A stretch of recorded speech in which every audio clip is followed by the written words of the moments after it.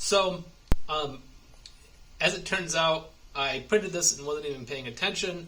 And this is also, not only is it kind of giving me my accuracy with my X, Y, and Z axes, but also it showed me that my bed was not super level. If you can see that, but there's actually a little curl up here, which has made this useless in the Z-axis. Because of this curl, this Z is definitely not accurate, not on account of how the Z-axis was moving, but just because of that curl up.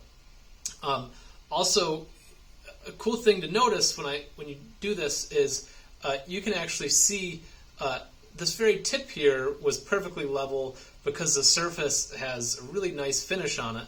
But I almost have this gradient where I go down where it's almost got this like shredded wheat look, and that means that the bed was not high enough.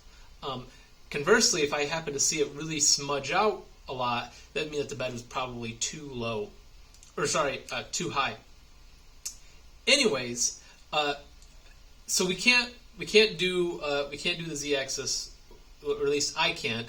Hopefully, you should pay attention to make sure that you don't have any of this curve up, and you need to print and level your bed until you don't have any curve up. Since I'm a lazy teacher, I'm probably just going to show you the X and Y, and you can figure out the Z.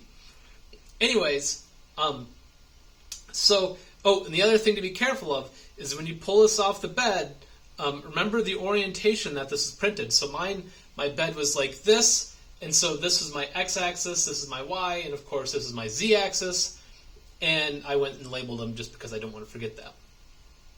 Anyways, I'm going to use some handy-dandy calipers here that you should all have, and I'm going to do my X-axis first.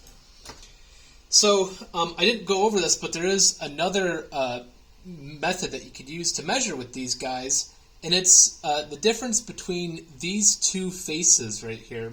And so when you move, right, there's totally a deflection, and that corresponds to a measurement.